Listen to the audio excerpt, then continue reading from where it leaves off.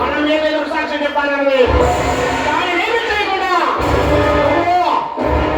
వచ్చావు.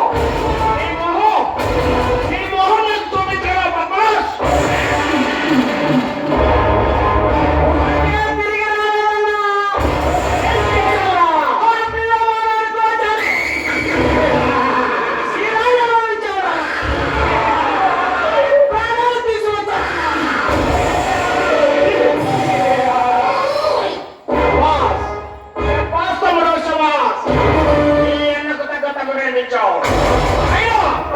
మనకు మనసు బాగోలేకపోతే మతాలు చేయడం, మూడొస్తే ఆడబల్లాలు చేయడం అలాగే కదా.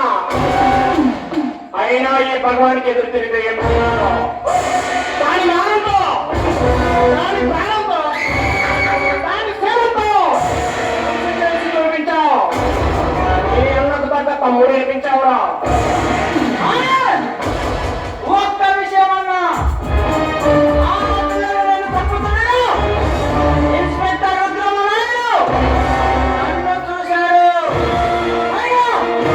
అతను దారి తప్పించి ఇక్కడికి వచ్చానన్నా.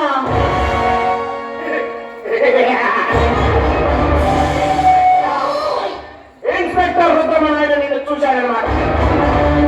అయితే ఆ ఇన్స్పెక్టర్ తప్పకుండా ఇక్కడికి వస్తాడు. వారికి ఎలా బుద్ధి చెప్పాలో నాకు తెలుసు. నువ్వు లోపలికి వెళ్ళి మన కామెడీతో ఎంజాయ్ చేయరా.